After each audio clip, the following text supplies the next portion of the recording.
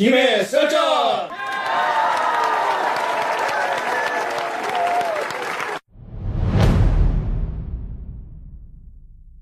지난 한 주간도 행복하셨습니까? 오늘 김해 썰전 두 번째 시간을 시작합니다. 오늘은 저 핫쌤과 이 의원님 그리고 손쌤과 천지님이 함께해 주십니다. 김해 시민의 주인됨을 찾아주기 위해서 발로 뛰고 손으로 뛰고 시민 이광희 인사 올립니다. 예, 반갑습니다. 장류에서 10년 넘게 산 손쌤이라고 합니다. 저는 원래 부산 시민이었는데 20년 살다 보니까 박힌 돈 빼버리고 박히게 된 김해 시민 천지입니다. 네, 반갑습니다. 첫 번째 방송이 나가고서 김해가 뒤집어졌습니다. 제 생각에만. 제 생각에 네, 아주 몇 사람한테만 뒤집어졌어요. 네, 들으신 분들이 아주 좋으시다는 말씀도 듣고 지난주에 우리 있었던 일들 좀 먼저 몇 가지 좀 생각을 해봤으면 좋겠는데요. 아무래도 주말 지나서 이렇게 가장 큰 이슈가 지난 20일에 신고리 공론화위원회에서 신고리 원전 오륙호기 건설은 계속하고 그러나 원전은 축소하라라고 하는 권고안을 만들어냈습니다. 신고리 핵발전소 건설이 재개되었다는 발표를 듣고서 지난 방송을 함께했던 우리 이민님께서 결국 마음의 이민을 떠나버리셨습니다. 이제 다시 한번 잘 정리가 돼서 귀국하시면 또 뵙기로 아쉬운 마음을 달랩니다. 이번에 특별히 이제 좀 재밌었던 거는 공론화위원회라는 거잖아요. 공론화위원회를 시민참여단이 중요한데 그래서 471명이 시민참여단을 구성해서 이 사람들이 이제 각 토론하고 또 계속 여론조사하고 이렇게 해서 나온 그 결과가 이번 결정에 굉장한 결정적인 영향을 미쳤습니다. 네, 우리나라에서는 아마 처음 했다고 하는 것 같은데요. 앞으로도 이제 이 공론화위원회가 해야 되는 게 이제 연료 처리하는 거, 뭐 이런 부분들도 이제 하겠다라는 얘기도 하고 있습니다. 공론화위원회가 이전 정부의 4대강이나 자원외교나 이런 문제들도 공론화위원회로 했었으면 아주 좋은 결과가 나오지 않았을까. 국회의원들 100명씩 여야 나와서 밤샘 토론해도 하면 답이 안 나올 겁니다. 근데 이 공론화위원회는 그런 점에서 우리한테 좀 획기적인 일이 아니었나 이렇게 생각합니다. 그래서 공론화위원회 같은 이런 방식이 자꾸 이렇게 보편화되고 잘 되면 네. 국회의원들하고 시의원 도회는 그냥 밥을 굶을 것이다. 네. 대통령님이 오늘 그러니까 서면으로 말씀하시면서 아주 우리 국민들의 성숙한 민주주의를 보여줘서 너무너무 좋았다는 말씀과 아울러 앞으로 그 정책은 계속 하겠다고 말씀을 하신 것 같아요. 이 공론화위원회를 통해서 어쨌든 결과가 어떻든 간에 우리나라 이 대한민국 1948년부터 지금까지 지나온 이 기간 동안에 이렇게 깊이 있게 국민들의 의견을 듣고 토의하고 숙의하는 그런 수의 민주주의를 한 번이라도 해본 적이 있느냐? 정말 멋있습니다. 네, 그렇죠? 한 번도 안 해본 것 같아요. 네. 이제 처음으로 제대로 해서 그 결과가 나온 것 같아서 대단히 중요하다고 생각합니다. 국민은 언제나 옳다. 깨어있는 시민은 언제나 옳다. 이게 사실은 정답이 아닌가 그런 생각을 좀 하게 됩니다. 또 재밌는 거는 이제 공론화위원회가 이제 발표되고 한 것 이후에 이제 여러 가지 깐죽대는 이야기들이 좀 나와서 가장 큰 게 이제 야당의 주장이 대통령은 사과해라 이겁니다. 뻑하면 사과하라고 그러죠. 자기네 대통령 사과한 적이 있는가요?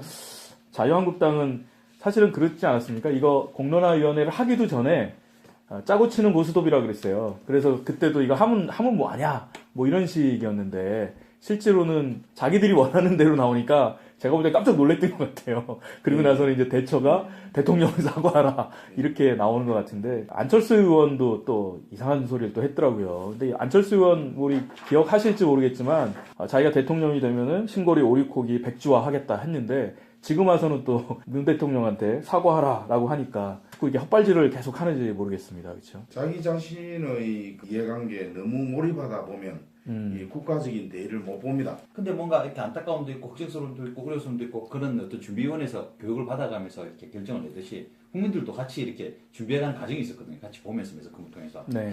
그래서 우리도 의식도 저도 그걸 보면서 이렇게 왔다 갔다 하면서 많이 바뀌었는데 제가 정말 여당이나 야당이나 이렇게 정치를 하시는 분들, 특히 야당들 보면 자기 어떤 신념과 이념이라든지 이런 게 없어지고 단 이익을 위해서 말을 하는 것 같아요. 그때 바뀌는 그 무조건 자체가. 당에만 따라가고. 네.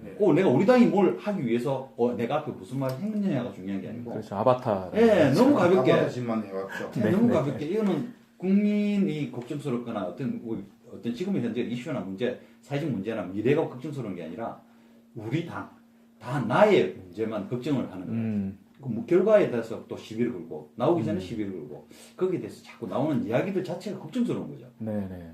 또 깐죽거리는 얘기 하나 더가 뭐냐면 이제 이 공론화위원회 과정 중에 한 3개월 정도 멈추고 있었잖아요. 그러니까 거기에 이제 공사에 대한 추가 비용 1,000억을 배상해라. 참 이게 말이 안 되는 게 이게 건설 허가가 나기 전에 이미 1조 5천억이 투자가 됐지 않습니까? 그러니까 허가가 나기 전에 돈을 넣는 게 어디 있습니까, 그렇죠? 그러니까 불법 건축입니다. 예, 불법이죠, 그렇죠. 불법 건축이기 때문에 그거를 시행한 사람을 정말 이 수사를 해야 됩니다. 이게 뭐 되게 우리나라에 이때까지 토건업이나 또는 국가에서 하는 뭐 대한 건축업, 뭐 건설업 이런 걸 보면 그냥 한참 진행을 해버려요. 네네. 예.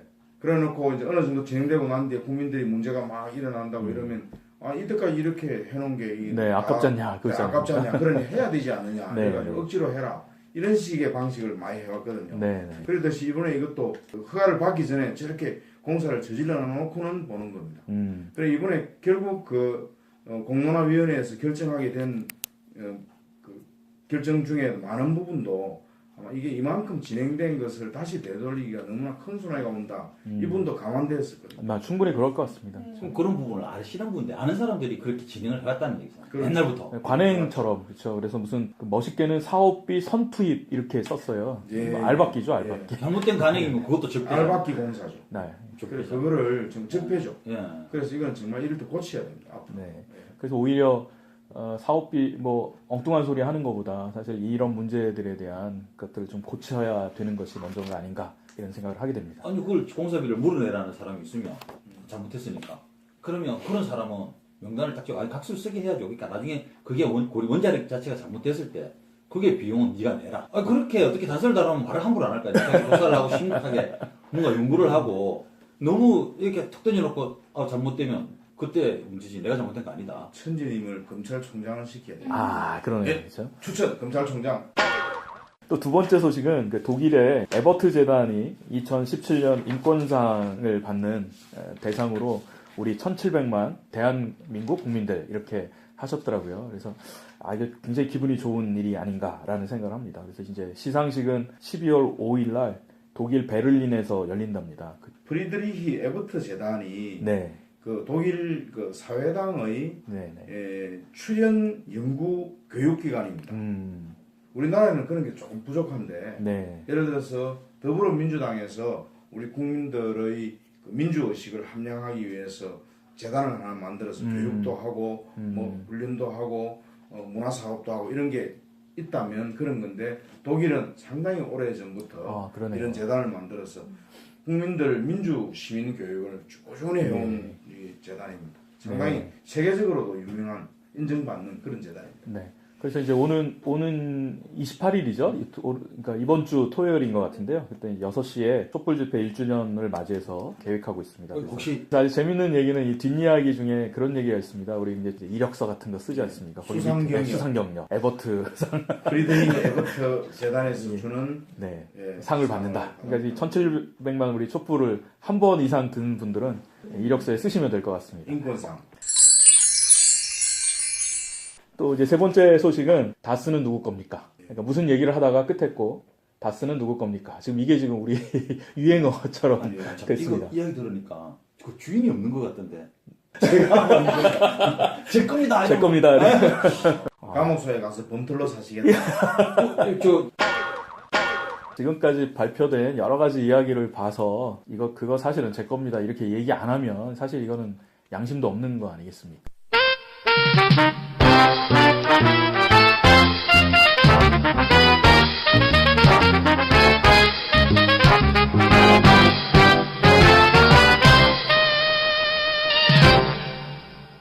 네, 이제 2부 순서입니다. 이 의원님께서 우리 김해에서 일어나고 있는 이러저러한 일들, 김해 시정에 대해서 우리 김해 시민들에게 브리핑을 하는 그런 시간을 갖겠습니다.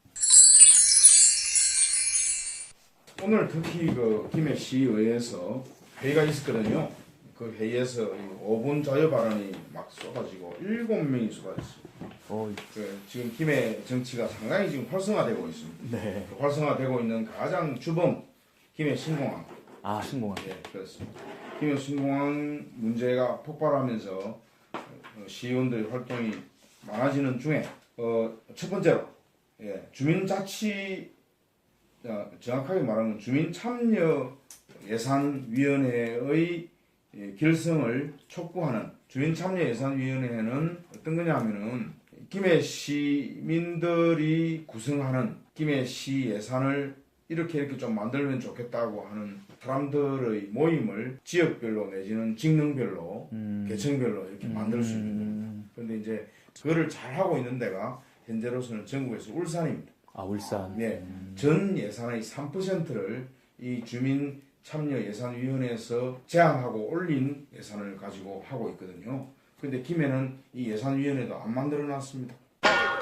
근데 우리 김해 전체 예산 1년 전체 예산이 1조 5천억 정도 되거든요. 네네. 3%를 계산해 보면 450억이거든요. 네네. 450억 정도가 좀 활발하게 되면 되는데 주민자치센터를 운영하는 주민자치위원회 말고 이거는 이제 시 안에 우리가 살고 있는 곳에서 어떤 특정한 목적이나 이런 것들로 예산을 가지고 무슨 일을 하는 것들을 예. 주로 얘기하시는 거죠? 되게 이제 이 조례 중에서 주민자치위원 할 분들을 모집을 합니다. 네네. 500명을 뽑으려고 하는데 1000명이 왔다. 네네. 이러면 이제 심사를 심사하고 아니면 무작위로 뽑아서 그런 사람들이 모여서 뭐 우리 동네 어떤 의견, 우리 동네 뭐 어떤 것을 했으면 좋겠다 이런 의견들을 쫙 모아가지고 그걸 조정해서 그 회의 안에서 결정된 그 주민 참여 예산의 이 요청 사항을 시에다가 올리는 거죠.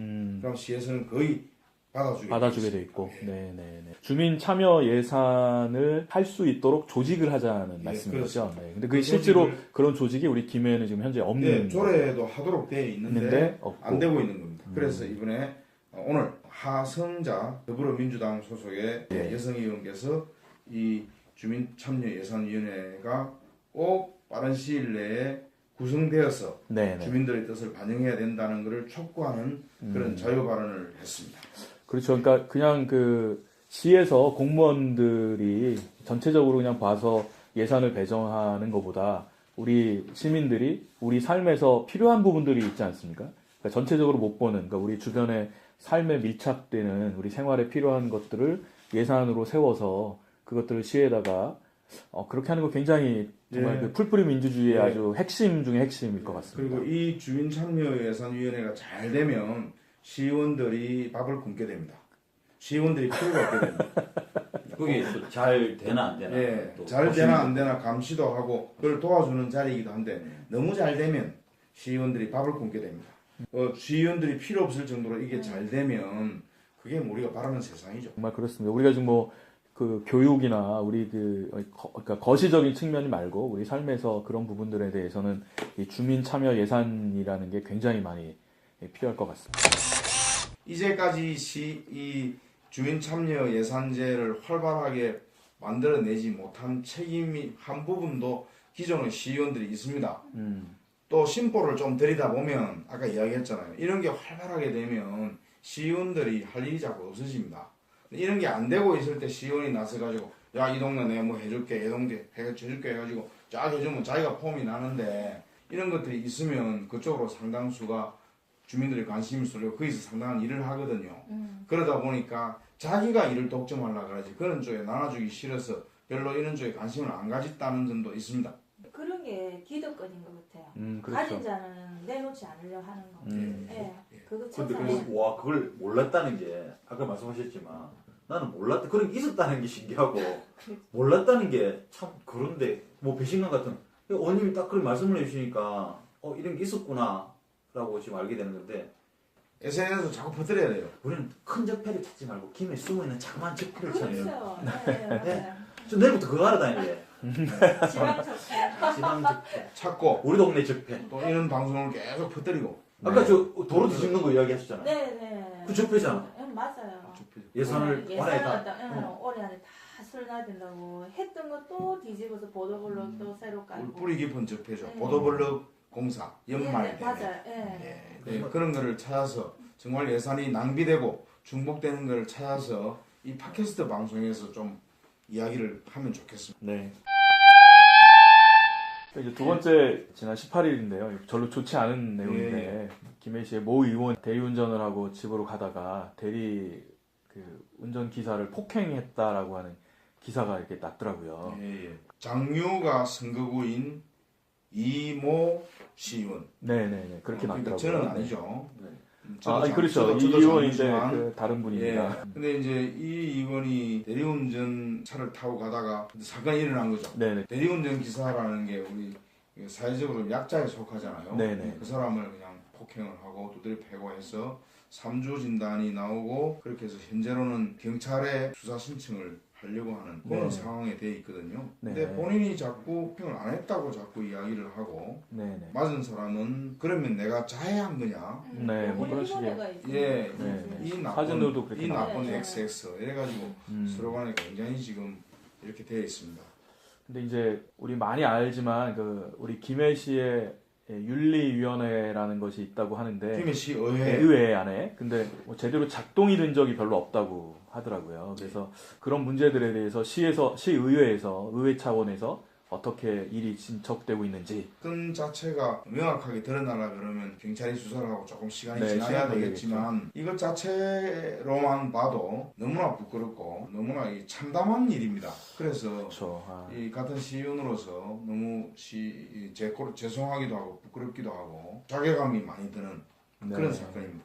이 일에 대해서는 또 민주노총 서비스연맹 전국 대리운전 노동조합이죠. 거기 경남 지역에서 일에 대해서 좀 이제 집회도 하고 이 문제에 대해서 이 얘기를 하려고 하는 것 같습니다. 예, 그러니까 아까 그 김해 시의회 윤리위원회 이야기를 하시는데 이때까지 윤리위원회가 제대로 열린 적이 없답니다. 아 예. 이게 이제 굉장히 비난받을 일이죠. 그러니까 그동안에 뭐 의장이 뭐 돈을 뿌리다가 구속됐다든지 뭐 음주운전에 뭐 적발돼 가지고 뭐 몇 달간 행정을 먹었다든지 뭐 여러 가지가 많이 있는데도 한 번도 윤리위원회를 구성해서 이런 부분에 대한 조사, 심사 그리고 결정, 징계 이런 것들을 내린 적이 한 번도 없기 때문에 이것 자체가 또 시의회적으로 볼 때는 또 부끄러운 일입니다. 네. 그래서 이번에는 꼭 윤리위원회를 구성을 해서 네. 이 사건에 대한 조사와 함께 징계를 내려서 김해 시민들 앞에 떳떳한 시의회가 되기를 바라고 그렇게 노력하고 있습니다.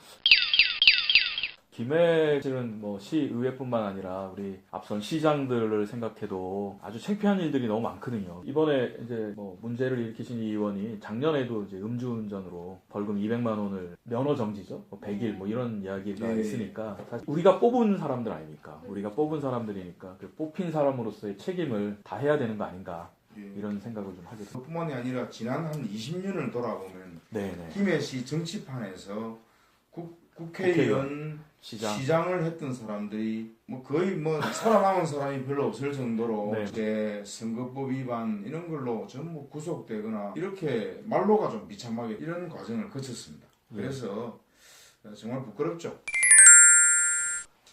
이게 뭐 제 깔때기이기도 한데 도로명 주소의 문제점을 5분 자유 발언을 통해서 제가 이야기를 했습니다. 이게 언제 만들어지느냐 하면 1996년 김영삼 대통령 정부의 국가경쟁력 기획단이라는 데서 외국에 쫙 가보니까 뭐 길 따라 이렇게 주소가 돼 있거든요. 그래서 저게 멋있을까 이렇게 이제 보니까 장점이 하나 있더라는 거죠. 그러니까 격자형으로 된 도시에서는 말하는 길 이름 그리고 그 길 번호를 따라 이렇게 가면 찾기가 좋다라는 거죠. 그래서 우리나라 번지 수는 번지 바로 옆 번지에 바로 옆 번지에 있는 게 아닙니다. 하다 보니까 뭐 예를 들어 1번지 옆에 2번지가 있는 게 아니고 1번지 옆에 5번지가 있고 이런 게 좀 있습니다. 그런 거를 찾다 보니 그런 거를 겪다 보니까 저게 좋다 해서 이제 국가 경쟁력 차원에서 해보자고 했는데 그때가 1996년이거든요. 그런데 18년 동안 준비를 했습니다. 2014년에 실시를 하려고 해보니 벌써 그 사이에 IT 산업이 워낙 발달돼가지고 국민들 각각 손에 든 핸드폰으로 내비게이션이 다 돼가지고 무슨 번지수 이런 거 그냥 찾아가는 겁니다.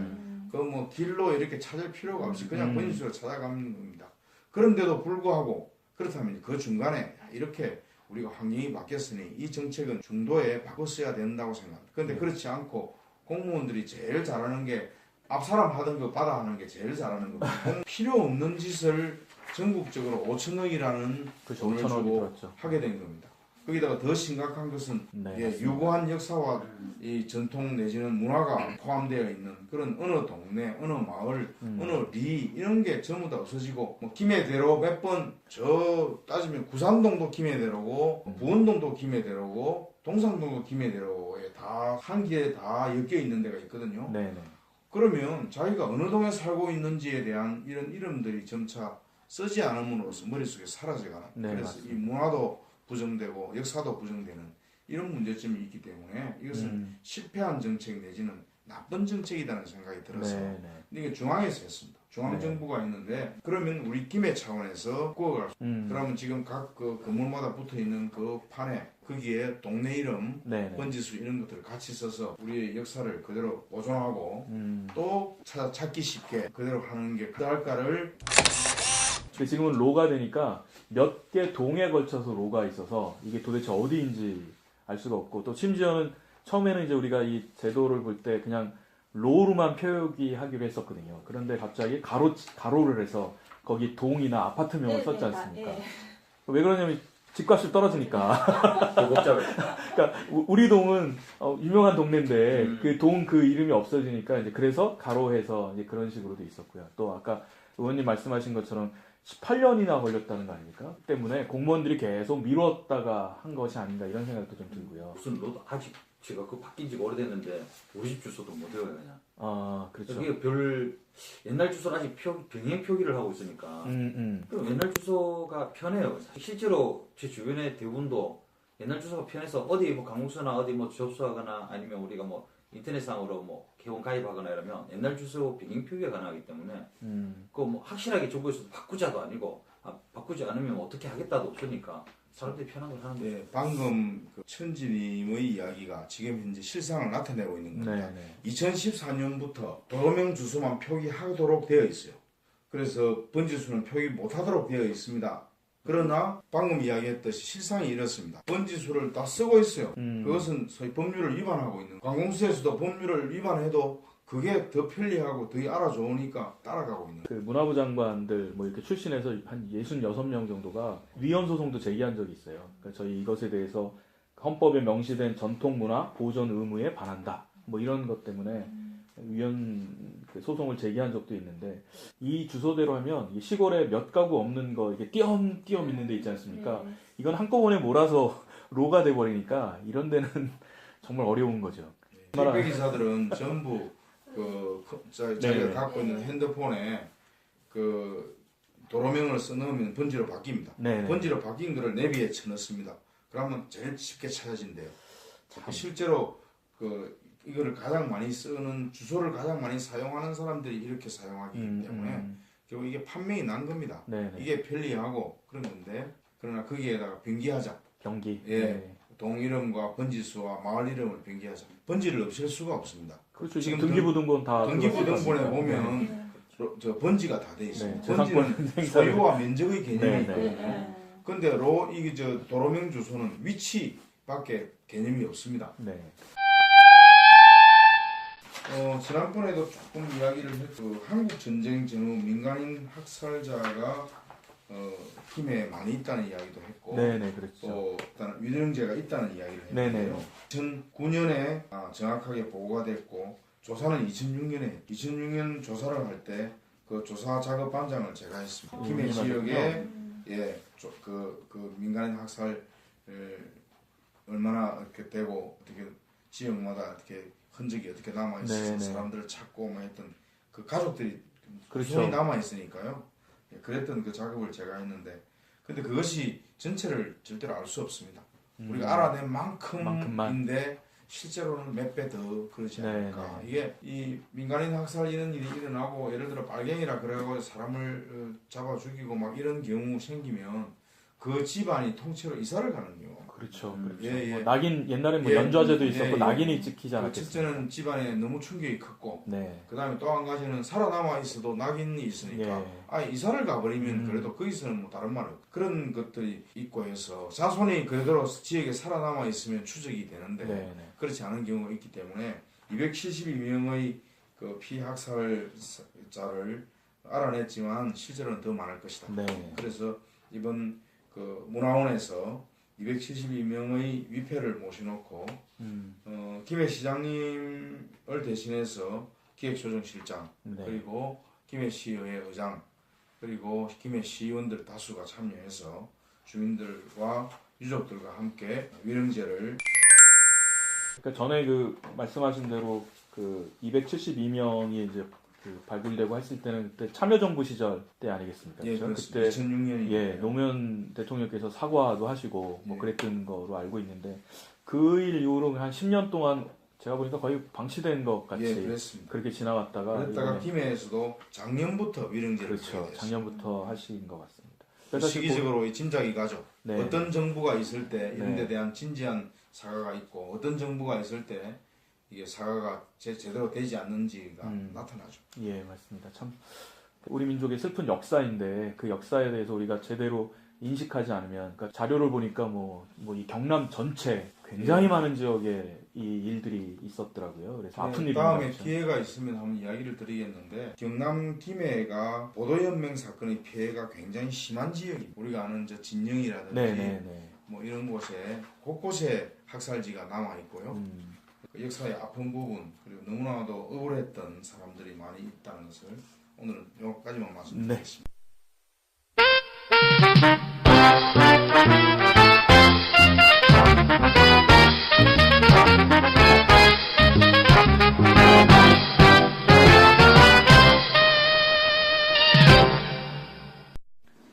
예, 이제 3부입니다. 오늘 계속해서 지난주도 그렇고 우리 김해에서 가장 이슈가 되는 문제입니다. 김해 신공항 확장 이 문제에 대해서 우리가 좀 같이 이야기를 하려고 하는데요.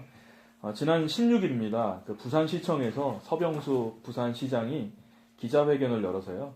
김해 신공항 흔들기를 당장 중단하라라고 이렇게 공식 입장을 밝혔더라고요. 그러면서 이게 정치적인 목적을 달성하기 위해서 검증되지 않는 자료를 빌미로 가덕도 공항을 재추진하고 있다. 뭐 이런 얘기를 했더라고요. 그래서 이것이 지금 저희 그 김해시 입장하고는 완전히 우리 주민의 입장하고는 완전히 배치가 되는 것이라서 또 김해시 차원에서 또 어떻게 또 우리 의원님이나 여기 같이 함께 하시는 패널들이 어떻게 생각하시는지 또 얘기를 좀 듣고 싶습니다. 이게 그 서병수 부산시장이 10월 16일 아침 10시 부산시청에서 기자회견을 했습니다. 네네. 근데 그날 저녁에 부산 지역에 110명이 넘는 지식인들이 모여서 가덕도 신공항 문제도 검토를 해와야 된다는 내용의 성명서를 발표했습니다. 그 내용을 알고 서병수 시장이 먼저 선방을 했다고요. 미리 예. 언론 플레이를 한 예. 거군요. 24시간 안전한 신공항 촉구 교수회의. 그 이제 제목이 그랬습니다. 저 단체 이름이 네, 단체 이름이. 네네. 예. 약칭으로 신공항 교수회인데 네. 이 사람들이 주장하는 것은 24시간 안전한 신공항. 그렇죠. 그게 필요하죠. 비행기가 뜨고 다니면 이게 제대로 된 그게 관문공항이죠. 네. 관문공항이거든요. 그런데 김해 신공항은 지금도 밤에는 비행기가 뜨고 커피 타임이 다니면 있죠. 못하게 네. 하고 있습니다. 그 커피 타임이라 그러는데 지금만 해도 이렇게 그 소음이 심한데 더 이상 하기가 어렵기 때문에 이거는 네. 필시 이 제대로 된 관문공항이 될 수 없으니 새로운 대안을 찾아야 된다는 성명서를 딱 준비를 하고 있었습니다. 네네.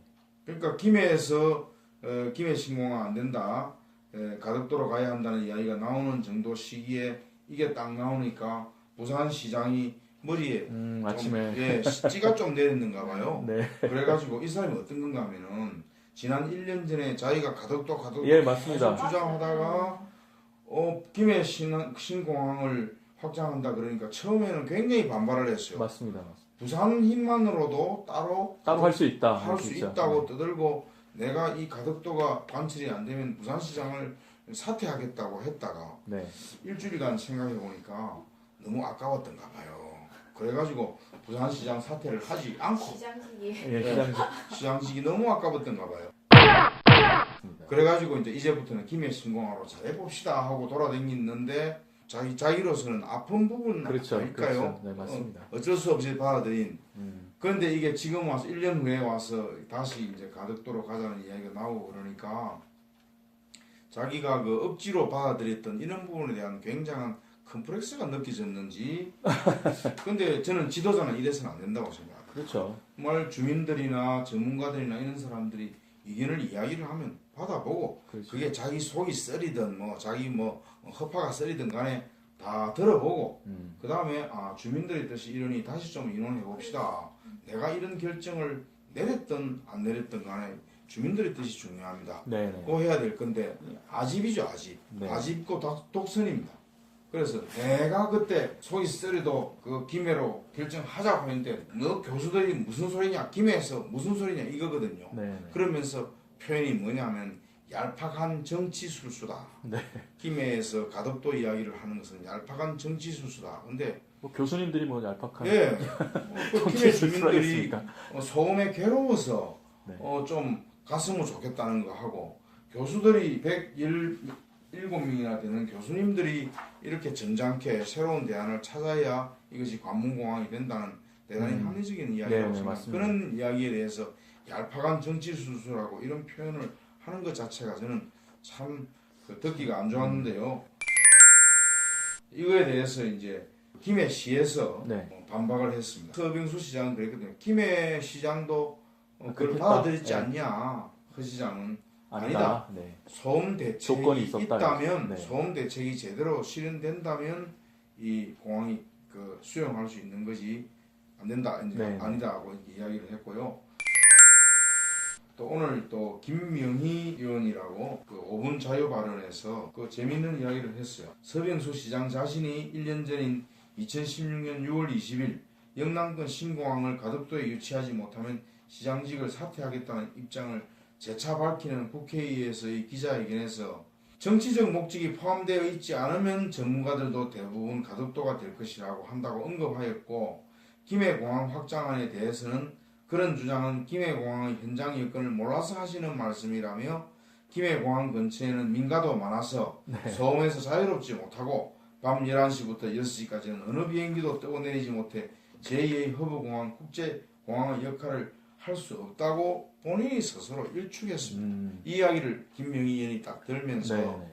자신은 정치적 술수로 그런 거를 그러면 이야기했다가 바꾸고 했냐. 네. 그 이제 아주 일침을 가했죠.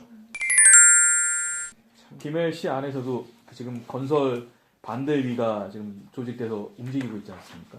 시청에 가면 이제 천막도 예, 있고요. 지금 아주 천막이 잘 쳐져 있고 거기에 사람들이 앉아서 모였다가 흩어졌다가 이야기도 하고 그럽니다. 행사도 하나 있었죠. 네네. 지난 토요일 날 오전에 해반천 예, 해반천 걷기 대회를 하는데 해반천 걷기 대회는 경남은행에서 주관하는 행사입니다. 네네. 거기에 이 주민 신공항 건설 반대 주민 대책위원들이 수백 명이 가가지고 거기서 현수막을 걸고 주민들한테 홍보를 했는데 네네. 제 깔때기를 좀 이야기하자면 네네.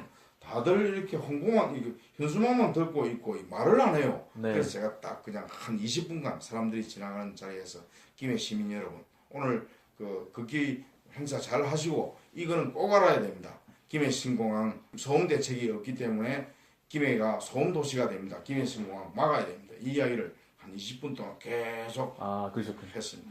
MBC에서 했던 김장겸은 물러가라 이런 것처럼 우리 예, 예. 고래고래 예, 제가 오래오래 고함을 질렀는데요.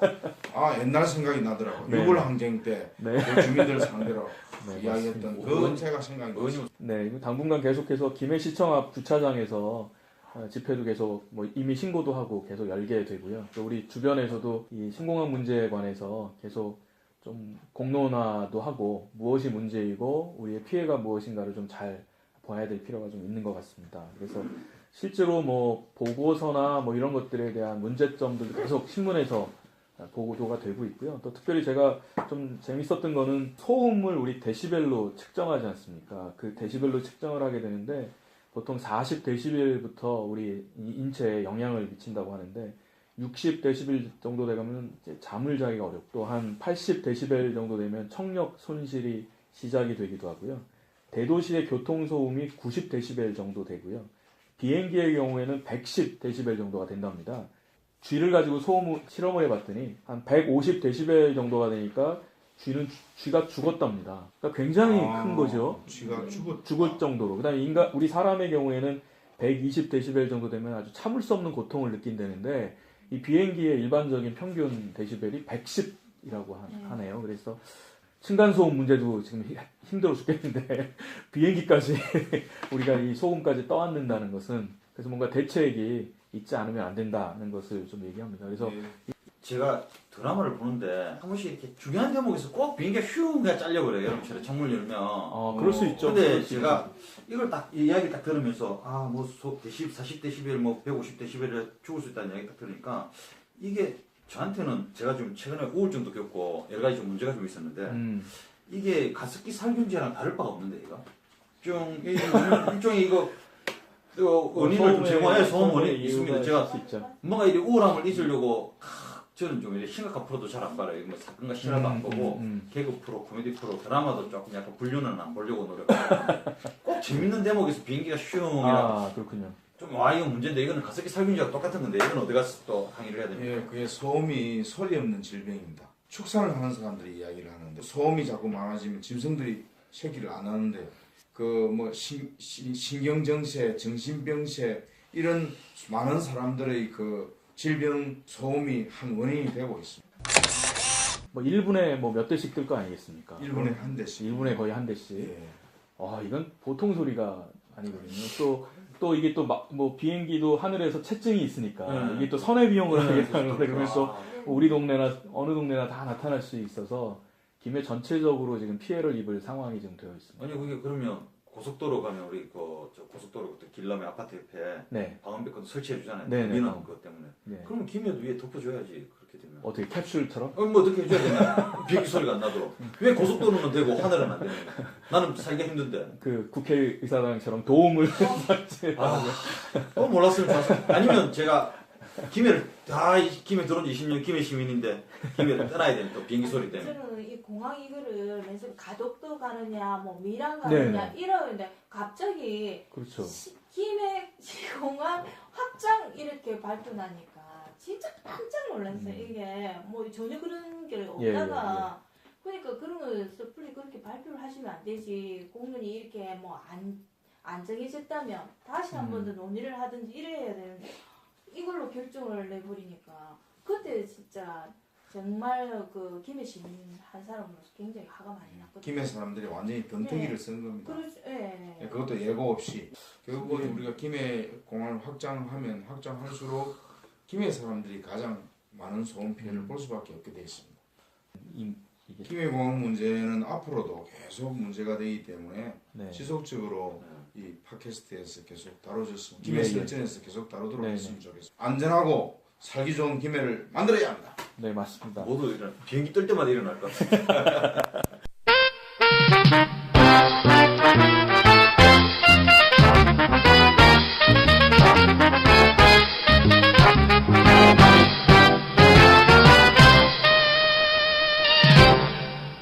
이제 4부 시간입니다. 우리 동네 직접적인 좀 얘기들 중에 하나가 우리 경전철 얘기 지난주에 하다가 중간에 다 마무리를 못했는데요.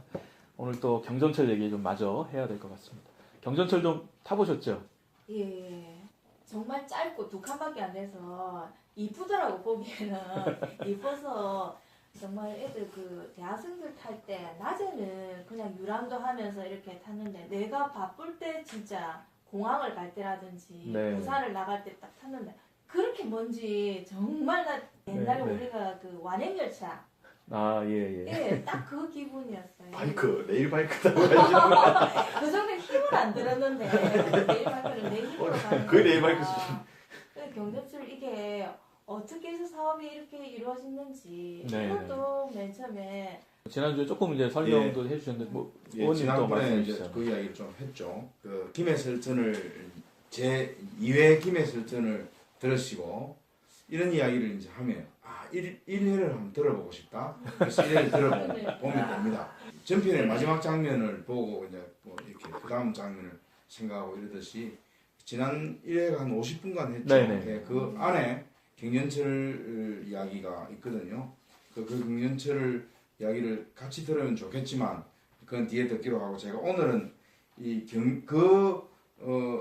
흉악한 문제점이 있는 경전철을 누가 추진해서 건설하는 데까지 갔는지를 사람 이름을 이야기하겠다고 저는 예고했거든요. 하겠습니다. 왜냐하면 이것은 개인 사적인 문제가 아니라 대단히 공적인 문제고 공적으로 네. 책임을 져야 되는데 제가 이렇게 이름을 보니까 그 중에 상당히 많은 사람이 감옥을 가고 정치적으로 몰락을 했더라고요. 그렇습니까? 그러니까 그 사이에. 김진실 때문에 그렇게 됐나 이렇게 생각이 될 정도로 경전철을 1992년부터 입안을 해서 결국 이제 실현되기는 2006년 쪽에 와서 그렇지만 그때부터 입안을 해서 추진을 했던 국회의원이 있습니다. 김영일, 김해 14, 15, 16대 의원 네네. 세 번 국회의원을 하면서 12년 동안 계속 이 경전철을 줄기차게 추진을 해왔지만 마지막에 대통령 선거에 여당 사무총장으로 참여했다가 엄청난 책임을 덮어쓰고 감옥에 네. 가서 그리고 국회의원 중에 또 한 사람 김정권 제17대 국회의원 이 사람도 김영일 의원 하는 것을 이어받아서 줄기차게 경전철을 추진했던 사람입니다. 이 사람도 최근에 자기 당에서 김해 시장 후보를 출마를 했는데 자기 당에 있는 당원들이 낙선을 시켜버렸어요. 그래서 이제 출마도 못하고 집에서 애 보고 있는 것 같습니다.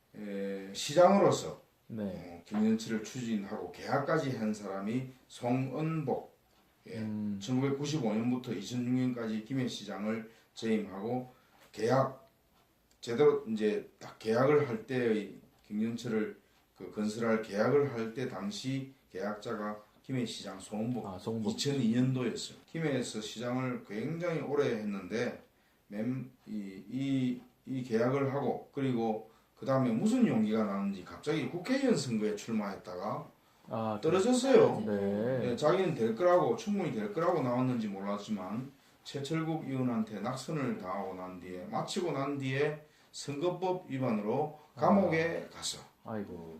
좀 살다가 요즘은 김해 나타나기도 영 체면도 안 쓰고 해서 부산에서 친구들하고 열심히 골프를 치고 있답니다. 네.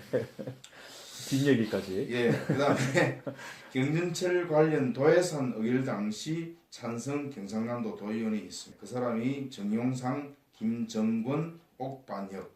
여기 말하는 김정권 도의원은 아까 말한 국회의원하고 같은 사람입니다. 네네. 그러니까 도해산 의결 당시에는 도의원을 했고 그 뒤에 국회의원을 했기 때문에 그러니까 이 사람들은 그러니까 경전철 도예산을 의결하고 만들어준 그다음에 경전철 당시 시예산 의결을 했던 김해 시의원들이 있습니다.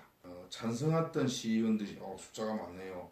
박용일, 김정호, 탁명곤, 재경록, 임용택, 박현태, 김병철, 강극중, 허문성, 나일황, 박민정, 신용옥, 김철수, 김성규, 유인섭, 허남칠 보다 더 이제 흉악하게 앞서서 이제 경전철을 찬성하고 나온 사람이 또 있습니다.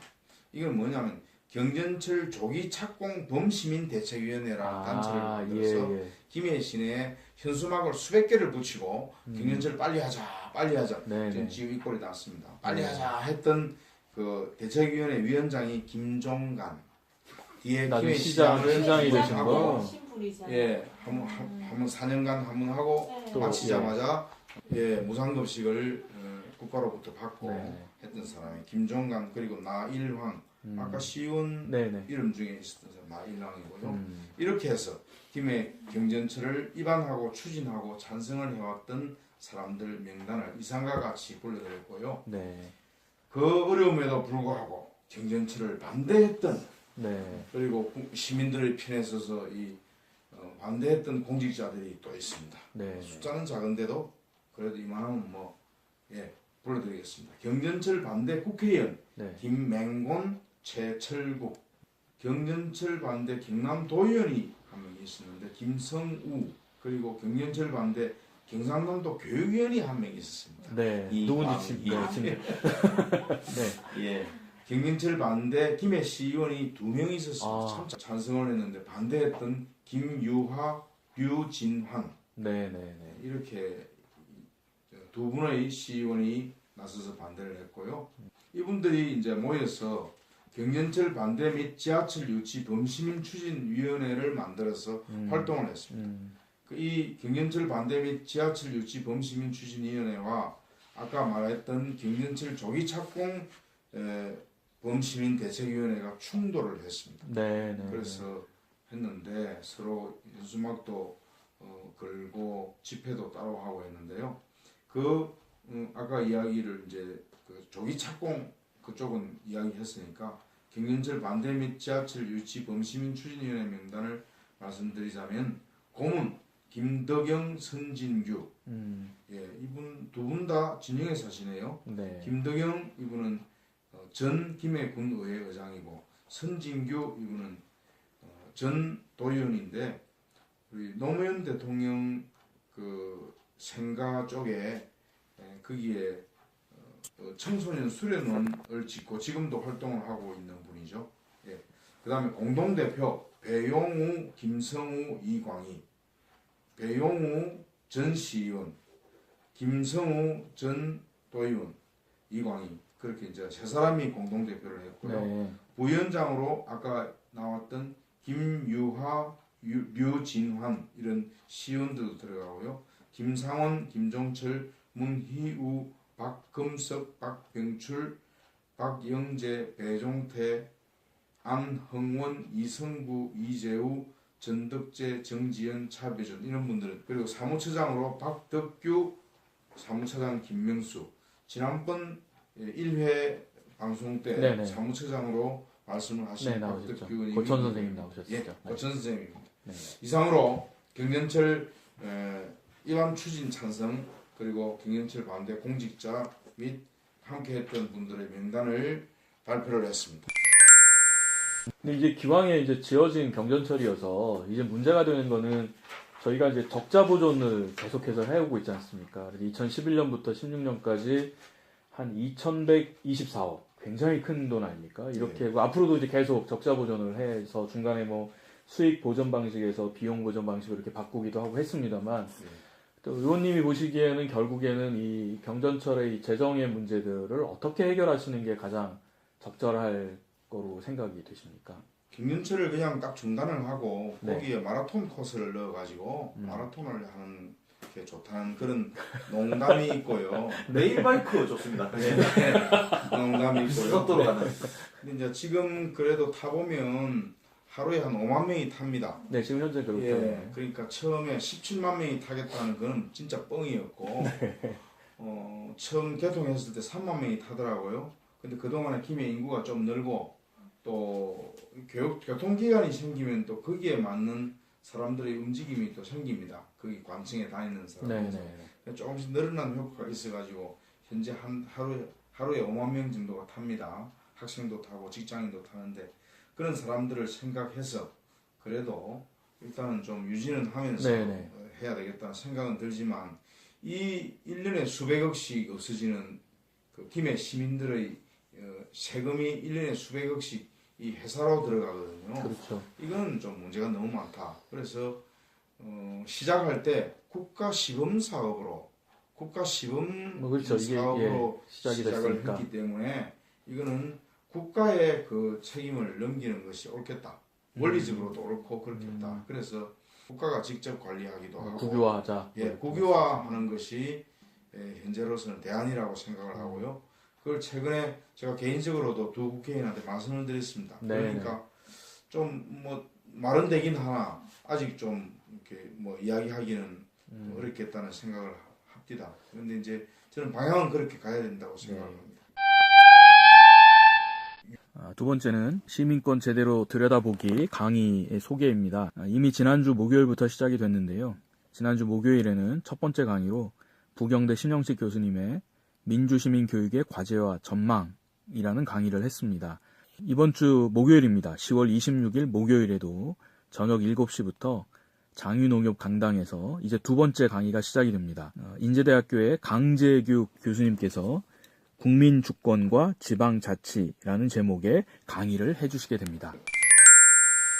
행복학교 예. 개방의 날이라고 해서 강연이 있죠. 예, 유명한 오연호, 오마이뉴스의 오연호 기자가 예. 그동안에 덴마크에 다녀오면서 우리 대한민국 국민들에게 많은 희망을 주었죠. 덴마크가 세계에서 가장 행복 지수가 높은 행복 나라입니다. 지수, 1위. 만족 지수가 어떻게 이런 그 행복 지수가 높을까를 이 오연호 기자가 3년을 왔다 갔다 하면서 계속 그 연구를 해서 책을 한 권 냈는데 이 책이 공전의 히트를 치면서 오연호 기자가 하루에 평균 한 번의 강연회를 전국을 돌아다니면서 한답니다.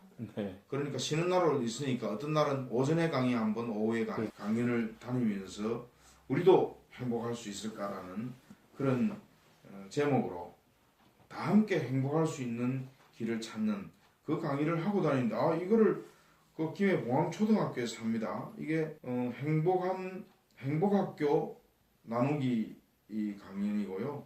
학교 개방의 날 이래가지고 김해 봉암초등학교가 김해시 흥동에 있죠. 네. 예, 그 흥동의 시청각실에서 교사와 학부모, 시민 모두 다 참석할 수 있습니다. 이 학교 시청각실이 그런 대로 넓어서 가시면 좋을 것 같아요. 2017년 10월 25일 수요일 2시 30분부터 4시 30분까지 2시간 동안 우리도 행복할 수 있을까? 오연호 기자의 강의가 있습니다. 네. 계속해서 우리 그 김해안에 계속 좋은 강의들 또 좋은 이벤트들이 계속해서 있습니다. 여러분 좋은 시간들이 참 되셨으면 좋겠습니다.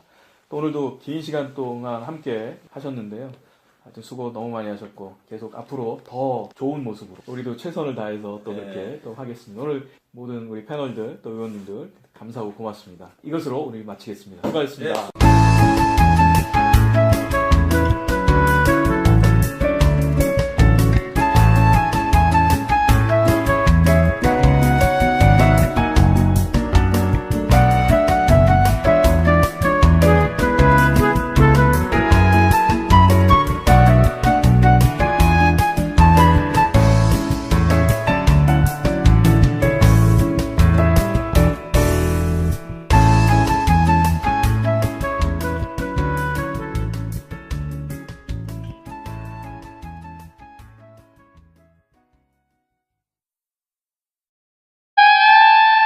이제 두 번째 지난 18일인데요. 별로 좋지 않은 내용인데 김해시의 모 의원 대리운전을 하고 집으로 가다가 대리 그 운전 기사를 폭행했다라고 하는 기사가 이렇게 났더라고요. 장유가 선거구인 이모 시의원. 네네네 그렇게 났더라고요. 저는 아니죠. 그렇죠. 이 의원인데 그 다른 분입니다. 근데 이제 이 의원이 대리운전 차를 타고 가다가 사건이 일어난 거죠. 네네. 대리운전 기사라는 게 우리 사회적으로 약자에 속하잖아요. 네네. 그 사람을 그냥 폭행을 하고 두드려 패고 해서 3주 진단이 나오고 그렇게 해서 현재로는 경찰에 수사 신청을 하려고 하는 그런 네네. 상황에 돼 있거든요. 네네. 근데 본인이 자꾸 폭행을 안 했다고 자꾸 이야기를 하고 네네. 맞은 사람은 그러면 내가 자해한 거냐? 네, 뭐 그런 식의. 예, 네. 이 사진으로도 그렇게 이 나쁜 나왔죠. XX 이래가지고 서로 간에 굉장히 지금 이렇게 되어 있습니다. 근데 이제 우리 많이 알지만 그 우리 김해시의 윤리위원회라는 것이 있다고 하는데 김해시 네, 의회 의회 안에 근데 뭐 제대로 작동이 된 적이 별로 없다고 하더라고요. 그래서 그런 문제들에 대해서 시의회에서 의회 차원에서 어떻게 일이 진척되고 있는지 건 자체가 명확하게 드러나라 그러면 경찰이 수사를 하고 조금 시간이 네, 지나야 시간 되겠지만 이것 자체로만 봐도 너무나 부끄럽고 너무나 참담한 일입니다. 그래서 그렇죠. 이 같은 시의원으로서 너무 죄송하기도 하고 부끄럽기도 하고 자괴감이 많이 드는 그런 사건입니다. 이 일에 대해서는 또 민주노총 서비스연맹 전국 대리운전 노동조합이죠. 거기 경남 지역에서 일에 대해서 좀 이제 집회도 하고 이 문제에 대해서 이 얘기를 하려고 하는 것 같습니다. 예, 그러니까 아까 그 김해시의회 윤리위원회 이야기를 하시는데 이때까지 윤리위원회가 제대로 열린 적이 없답니다.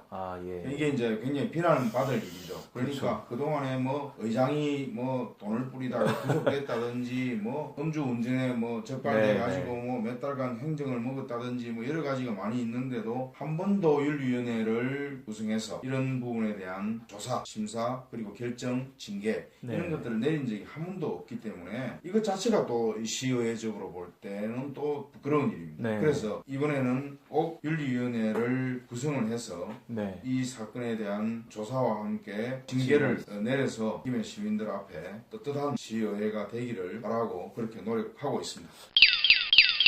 김해시는 뭐 시의회뿐만 아니라 우리 앞선 시장들을 생각해도 아주 창피한 일들이 너무 많거든요. 이번에 이제 뭐 문제를 일으키신 이 의원이 작년에도 이제 음주운전으로 벌금 200만 원을 면허 정지죠. 뭐 100일 뭐 이런 이야기가 예. 있으니까 사실 우리가 뽑은 사람들 아닙니까? 우리가 뽑은 사람들이니까 그 뽑힌 사람으로서의 책임을 다 해야 되는 거 아닌가 예. 이런 생각을 좀 하게 됩니다. 그뿐만이 아니라 지난 한 20년을 돌아보면 네네. 김해시 정치판에서 국회의원 시장을 했던 사람들이 뭐 거의 뭐 살아남은 사람이 별로 없을 정도로 네. 이제 선거법 위반 이런 걸로 전부 구속되거나 이렇게 말로가 좀 비참하게 이런 과정을 거쳤습니다. 그래서 정말 부끄럽죠. 이게 뭐 제 깔때기이기도 한데 네. 도로명 주소의 문제점을 네. 5분 자유 발언을 통해서 제가 이야기를 했습니다. 이게 언제 만들어지느냐 하면 1996년 김영삼 대통령 정부의 국가 경쟁력 기획단이라는 데서 외국에 쫙 가보니까 뭐 길 따라 이렇게 주소가 돼 있거든요. 네네. 그래서 저게 멋있을까 이렇게 이제 보니까 장점이 하나 있더라는 거죠. 네. 그러니까 격자형으로 된 도시에서는 말하는 길 이름 그리고 그 길 번호를 따라 이렇게 가면 찾기가 좋다라는 거죠. 이제 그래서 우리나라 번지 수는 번지 바로 옆 번지에 바로 옆 번지에 있는 게 아닙니다. 네. 하다 보니까 뭐 이 예를 들어 여기도 1번지 있고, 옆에 2번지가 있는 게 아니고 1번지 옆에 5번지가 있고 이런 게 좀 있습니다. 네. 그런 거를 찾다 보니 그런 거를 겪다 보니까 저게 좋다 해서 이제 국가 경쟁력 차원에서 해보자고 했는데 그때가 1996년이거든요. 그런데 18년 동안 준비를 했습니다. 2014년에 실시를 하려고 해보니 벌써 그 사이에 IT 산업이 워낙 발달돼가지고 그렇죠. 국민들 각각 손에 든 핸드폰으로 내비게이션이 다 돼가지고 무슨 번지수 이런 거 그냥 찾아가는 겁니다.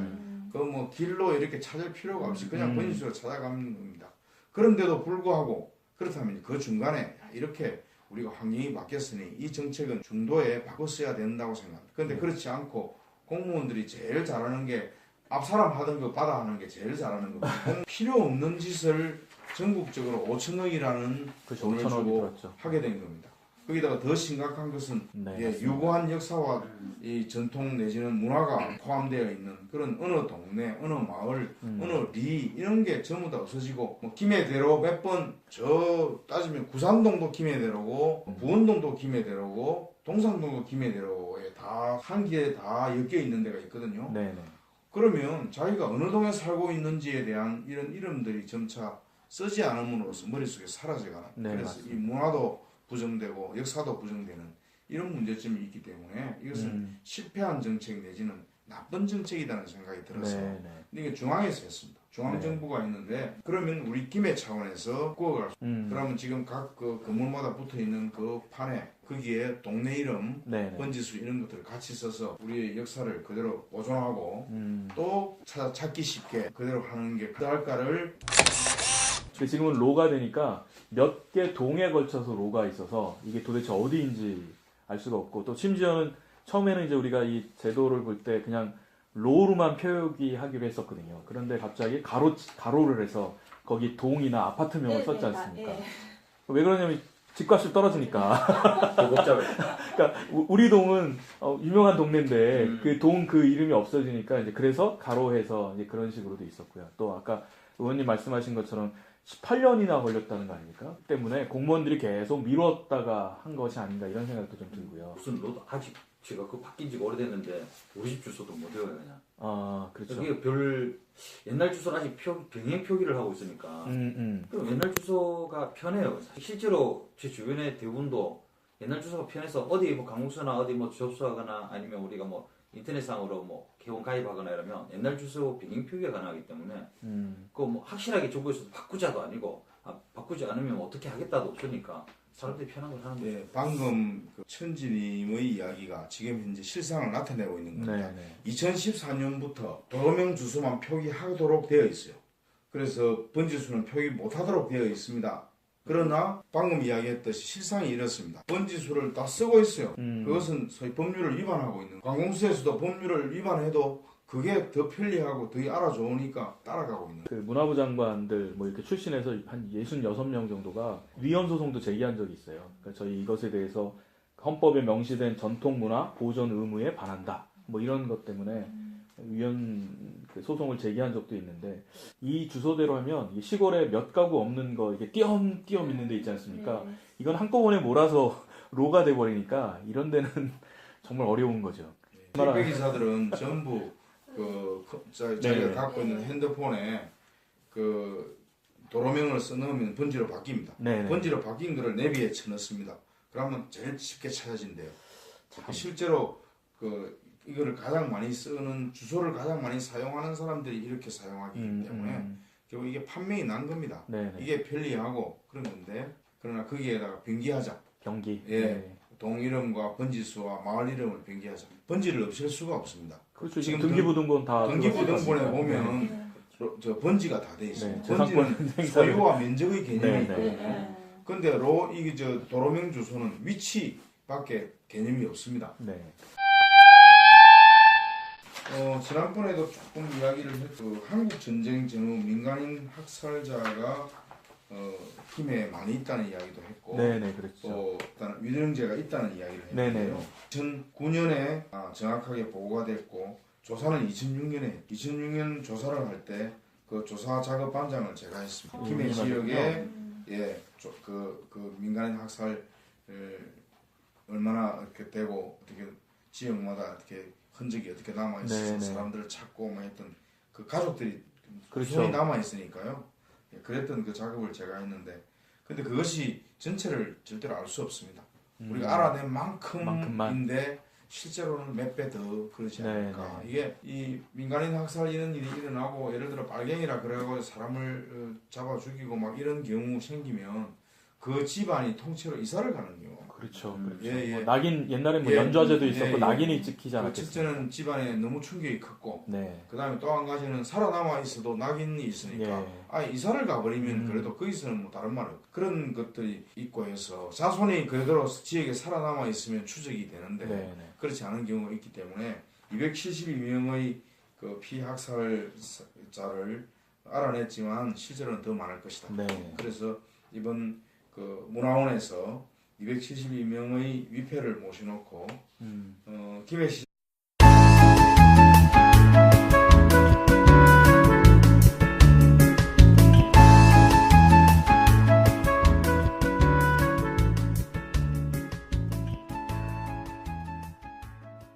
김해 설정!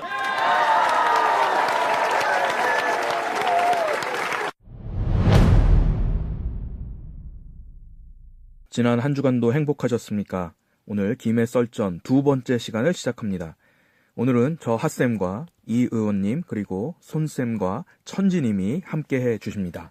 김해 시민의 주인됨을 찾아주기 위해서 발로 뛰고 손으로 뛰고 시민 이광희 인사 올립니다. 예, 반갑습니다. 장류에서 10년 넘게 산 손쌤이라고 합니다. 저는 원래 부산 시민이었는데 20년 살다 보니까 박힌 돈 빼버리고 박히게 된 김해 시민 천지입니다. 네, 반갑습니다. 예. 첫 번째 방송이 나가고서 김해가 뒤집어졌습니다.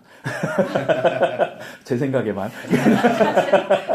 제 생각. 네, 아주 몇 사람한테만 뒤집어졌어요. 네, 들으신 분들이 아주 좋으시다는 말씀도 듣고, 지난주에 우리 있었던 일들 좀 먼저 몇 가지 좀 생각을 해봤으면 좋겠는데요. 아무래도 주말 지나서 이렇게 가장 큰 이슈가 지난 20일에 신고리 공론화위원회에서 신고리 원전 오륙호기 건설은 계속하고 그러나 원전은 축소하라라고 하는 권고안을 만들어냈습니다. 신고리 핵발전소 건설이 재개되었다는 발표를 듣고서 지난 방송을 함께했던 우리 이민님께서 결국 마음의 이민을 떠나버리셨습니다. 이제 다시 한번 잘 정리가 돼서 귀국하시면 또 뵙기로 아쉬운 마음을 달랩니다. 이번에 특별히 이제 좀 재밌었던 거는 공론화위원회라는 거잖아요. 공론화위원회를 시민참여단이 중요한데, 그래서 471명이 시민참여단을 구성해서 이 사람들이 이제 각 토론하고 또 계속 여론조사하고 이렇게 해서 나온 그 결과가 이번 결정에 굉장한 결정적인 영향을 미쳤습니다. 네, 우리나라에서는 아마 처음 했다고 하는 것 같은데요. 앞으로도 이제 이 공론화위원회가 해야 되는 게 이제 연료 처리하는 거, 뭐 이런 부분들도 이제 하겠다라는 얘기도 하고 있습니다. 공론화위원회가 이전 정부의 4대강이나 자원외교나 이런 문제들도 공론화위원회로 했었으면 아주 좋은 결과가 나오지 않았을까. 국회의원들 100명씩 여야 나와서 밤샘 토론회도 하면 답이 안 나올 겁니다. 근데 이 공론화위원회는 그런 점에서 우리한테 좀 획기적인 일이 아니었나 이렇게 생각합니다. 그래서 공론화위원회 같은 이런 방식이 자꾸 이렇게 보편화되고 잘 되면 네. 국회의원들하고 시의원 도의원이 밥을 굶을 것이다. 네. 대통령님이 오늘 그러니까 서면으로 말씀하시면서 아주 우리 국민들의 성숙한 민주주의를 보여줘서 너무너무 좋았다는 말씀과 아울러 앞으로 그 정책은 계속 하겠다고 말씀을 하신 것 같아요. 이 공론화위원회를 통해서 어쨌든 결과가 어떻든 간에 우리나라 이 대한민국 1948년부터 지금까지 지나온 이 기간 동안에 이렇게 깊이 있게 국민들의 의견을 듣고 토의하고 숙의하는 그런 수기 네, 민주주의를 수기 한 번이라도 해본 적이 있느냐? 정말 멋있습니다. 예, 그렇죠? 한 번도 안 해본 것 같아요. 네. 이제 처음으로 제대로 해서 그 결과가 나온 것 같아서 대단히 중요하다고 생각합니다. 국민은 언제나 옳다. 깨어있는 시민은 언제나 옳다. 이게 사실은 정답이 아닌가 그런 생각을 좀 하게 됩니다. 또 재밌는 거는 이제 공론화위원회가 이제 발표되고 한 것 이후에 이제 여러 가지 깐죽대는 이야기들이 좀 나와서 가장 큰 게 이제 야당의 주장이 대통령은 사과해라 이겁니다. 뻑하면 사과하라고 그러죠. 자기네 대통령은 사과한 적이 있는가요? 자유한국당은 사실은 그렇지 않았습니까? 이거 공론화위원회를 하기도 전에 짜고 치는 고스톱이라 그랬어요. 그래서 그때도 이거 하면 뭐 아냐 뭐 이런 식이었는데 실제로는 자기들이 원하는 대로 나오니까 제가 볼 때 깜짝 놀랐던 것 같아요. 그리고 나서는 이제 대처가 대통령은 사과하라 이렇게 나오는 것 같은데 안철수 의원도 또 이상한 소리를 또 했더라고요. 근데 안철수 의원 우리 기억하실지 모르겠지만 자기가 대통령이 되면은 신고리 오리고기 백지화하겠다 했는데 지금 와서는 또 문 대통령한테 사과하라라고 하니까 이게 헛발질을 계속 하는지 모르겠습니다. 그렇죠? 자기 자신의 그 이해관계에 너무 몰입하다 보면 이 국가적인 대의를 못 봅니다. 근데 뭔가 이렇게 안타까움도 있고 걱정스러움도 있고 그리움도 있고 그런 어떤 준비위원회에서 교육을 받아가면서 이렇게 결정을 내듯이 국민들도 같이 이렇게 준비해가는 과정이 있었거든요. 같이 보면서 매스컴을 통해서. 네. 그래서 우리도 의식도 저도 그걸 보면서 이렇게 왔다 갔다 하면서 많이 바뀌었는데 제가 정말 여당이나 야당이나 이렇게 정치를 하시는 분들 특히 야당들 보면 자기 어떤 신념과 이념이라든지 이런 게 없어지고 단 이익을 위해서 말을 하는 것 같아요. 7명이 수고했어요. 지금 김해 정치가 상당히 지금 활성화되고 있습니다. 네. 활성화되고 있는 가장 주범 김해 신공항. 아, 신공항. 예, 그렇습니다. 김해 신공항 문제가 폭발하면서 시의원들의 활동이 많아지는 중에 첫 번째로 주민자치 정확하게 말하면 주민참여예산위원회의 결성을 촉구하는 주민참여예산위원회는 어떤 거냐 하면은 김해 시민들이 구성하는 김해시 예산을 이렇게 좀 만들면 좋겠다고 하는 사람들의 모임을 지역별로 내지는 직능별로 계층별로 이렇게 만들 수 있는 그런데 이제 그거를 잘하고 있는 데가 현재로서는 전국에서 울산입니다. 아, 울산. 네, 전 예산의 3%를 이 주민 참여 예산위원회에서 제안하고 올린 예산을 가지고 하고 있거든요. 근데 김해는 이 예산위원회도 안 만들어놨습니다. 근데 우리 김해 전체 예산 1년 전체 예산이 1조 5천억 정도 되거든요. 네.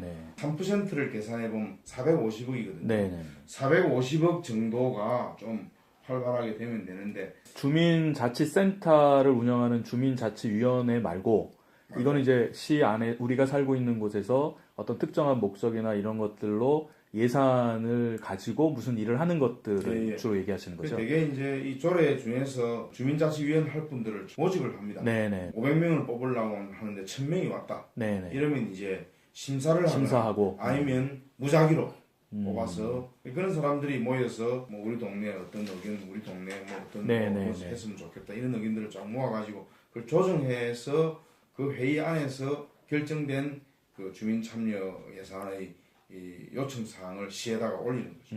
그럼 시에서는 거의 받아주게 돼 있고. 네네네. 주민 참여 예산을 할 수 있도록 조직을 하자는 말씀인 거죠. 네. 근데 그게 실제로 그런 조직이 우리 김해에는 지금 현재 없는. 예, 조례도 하도록 되어 있는데 없고. 안 되고 있는 겁니다. 그래서 이번에 오늘 하성자 더불어민주당 소속의 여성 의원께서 이 주민참여예산위원회가 꼭 빠른 시일 내에 구성되어서 네네. 주민들의 뜻을 반영해야 된다는 것을 촉구하는 그런 자유 발언을 했습니다. 그렇죠. 그러니까 그냥 그 시에서 공무원들이 전체적으로 그냥 봐서 예산을 배정하는 것보다 우리 시민들이 우리 삶에서 필요한 부분들이 있지 않습니까? 그러니까 전체적으로 못 보는, 그러니까 우리 주변의 삶에 밀착되는 우리 생활에 필요한 것들을 예산으로 세워서 그것들을 시에다가 그렇게 하는 거 굉장히 정말 그 풀뿌리 민주주의의 아주 핵심 중에 핵심일 것 같습니다. 그리고 이 주민참여예산위원회가 잘 되면 시의원들이 밥을 굶게 됩니다. 시의원들이 필요가 없게 됩니다. 그게 또 잘 되나 안 되나. 예, 또 잘 보시면- 되나 안 되나 감시도 하고 그걸 도와주는 자리이기도 한데 너무 잘 되면 시의원들이 밥을 굶게 됩니다. 시의원들이 필요 없을 정도로 이게 잘 되면 그게 우리가 바라는 세상이죠. 정말 그렇습니다. 우리가 지금 뭐 그 교육이나 우리 그러니까 거시적인 측면이 말고 우리 삶에서 그런 부분들에 대해서는 이 주민 참여 예산이라는 게 굉장히 많이 필요할 것 같습니다. 이제까지 이 주민 참여 예산제를 활발하게 만들어내지 못한 책임이 한 부분도 기존의 시의원들이 있습니다. 또 심보를 좀 들이다 보면 아까 이야기했잖아요. 이런 게 활발하게 되면 시의원들이 할 일이 자꾸 없어집니다. 이런 게 안 되고 있을 때 시의원이 나서가지고 야 이 동네 내가 뭐 해줄게 예동대 해줄게 해가지고 쫙 해주면 자기가 폼이 나는데 이런 것들이 있으면 그쪽으로 상당수가 주민들의 관심이 쏠리고 거기서 상당한 일을 하거든요. 그러다 보니까 자기가 일을 독점하려고 그러지 그런 쪽에 나눠주기 싫어서 별로 이런 쪽에 관심을 안 가졌다는 점도 있습니다. 그런 게 기득권인 것 같아요. 그렇죠. 가진 자는 내놓지 않으려 하는 거. 예, 그거 근데 천사예요. 그걸 몰랐다는 게 아까 말씀하셨지만 나는 몰랐다. 그런 게 있었다는 게 신기하고 몰랐다는 게 참 그런데 뭐 배신감 같은 어머님이 딱 그런 말씀을 해주시니까 이런 게 있었구나라고 지금 알게 되는 건데 SNS에서 자꾸 퍼뜨려야 돼요. 우리는 큰 적폐를 찾지 말고 김에 숨어있는 자그마한 적폐를 찾아요. 그렇죠. 네. 저 내일부터 그거 알아다니래. 지방 적폐. 지방 적폐. 찾고 우리 동네 적폐. 또 이런 방송을 계속 퍼뜨리고 아까 저 도로 뒤집는 거 이야기하셨잖아. 네. 그 적폐잖아. 맞아요. 예산을 올해 다. 올해 안에 다 술나든다고 했던 것도 뒤집어서 보도블록 또 새로 깔고. 뿌리 깊은 적폐죠. 보도블럭 공사 연말 때문에 맞아요. 예. 그런 거를 찾아서 정말 예산이 낭비되고 중복되는 거를 찾아서 이 팟캐스트 방송에서 좀 이야기를 하면 좋겠습니다. 네. 그때 바뀌는 것 무조건 자체가. 당에만 따라가고 네.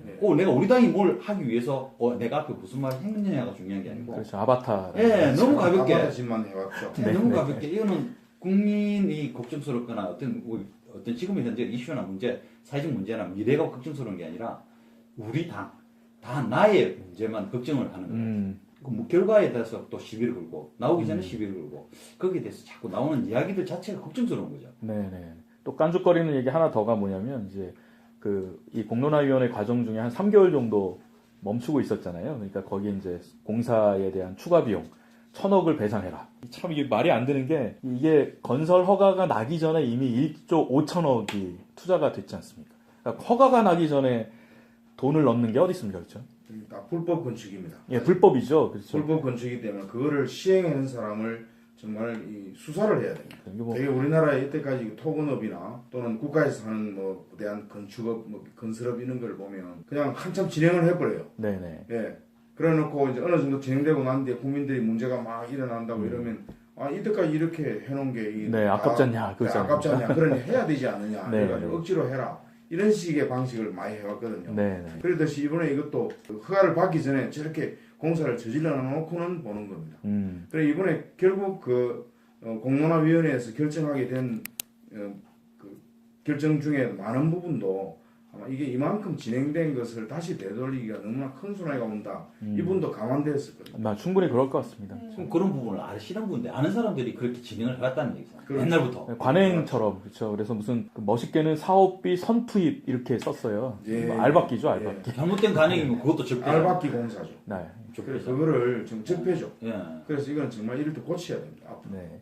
그래서 오히려 사업비 뭐 엉뚱한 소리 하는 것보다 사실 이런 문제들에 대한 것들을 좀 고쳐야 되는 것이 먼저가 아닌가 이런 생각을 하게 됩니다. 아니 그걸 공사비를 물어내라는 사람이 있으면 잘못했으니까 그러면 그런 사람은 명단을 딱 적어 아니 각서를 쓰게 해야죠. 그러니까 나중에 그게 원자력 자체가 잘못됐을 때 그게 비용은 네가 내라. 아 그렇게 어떻게 단서를 달아면 말을 함부로 안 할까요? 조사를 하고 심각하게 뭔가 연구를 하고 너무 이렇게 툭 던져놓고 잘못되면 그때 문제지 내가 잘못된 거 아니다. 천지님을 검찰총장을 시켜야 돼요. 그러네요. 예. 그렇죠. 추천 검찰총장. 또 두 번째 소식은 그 독일의 에버트 재단이 2017년 인권상을 받는 대상으로 우리 1,700만 대한민국 국민들 이렇게 하셨더라고요. 그래서 이게 굉장히 기분이 좋은 일이 아닌가라는 생각을 합니다. 그래서 이제 시상식은 12월 5일 날 독일 베를린에서 열린답니다. 프리드리히 에버트 재단이 네. 그 독일 그 사회당의 네. 출연 연구 교육기관입니다. 우리나라에는 그런 게 조금 부족한데 네. 예를 들어서 더불어민주당에서 우리 국민들의 그 민주의식을 함양하기 위해서 재단을 하나 만들어서 교육도 하고 뭐 훈련도 하고 문화사업도 하고 이런 게 있다면 그런 건데 독일은 상당히 오래전부터 이런 재단을 만들어서 국민들 민주 시민 교육을 꾸준히 해온 이 재단입니다. 상당히 세계적으로도 유명한 인정받는 그런 재단입니다. 네. 그래서 이제 오는 28일이죠. 그러니까 이번 주 토요일인 것 같은데요. 그때 6시에 촛불 집회 1주년을 맞이해서 계획하고 있습니다. 혹시 아주 재밌는 얘기는 이 뒷이야기 중에 그런 얘기가 있습니다. 우리 이제 이력서 같은 거 쓰지 않습니까? 수상경력, 에버트상. 프리드리히 에버트 재단에서 주는 상을 받는다. 그러니까 이 1,700만 우리 촛불을 한 번 이상 든 분들은 이력서에 쓰시면 될 것 같습니다. 인권상. 또 이제 세 번째 소식은 다스는 누구 겁니까? 그러니까 무슨 얘기를 하다가 끝했고 다스는 누구 겁니까? 지금 이게 지금 우리 유행어처럼 됐습니다. 이거 이야기 들으니까 그 주인이 없는 것 같던데. 제가 제 겁니다. 제 겁니다. 감옥소에 가서 범틀로 사시겠다. 지금까지 발표된 여러 가지 이야기를 봐서 그거 사실은 제 겁니다. 이렇게 얘기 안 하면 사실 이거는 양심도 없는 거 아니겠습니까?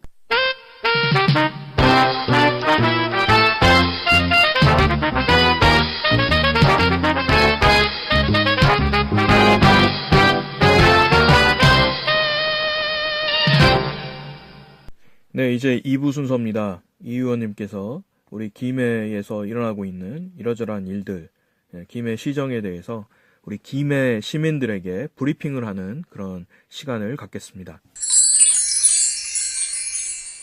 오늘 특히 그 김해시의회에서 회의가 있었거든요. 그 회의에서 5분 자유 발언이 막 쏟아지고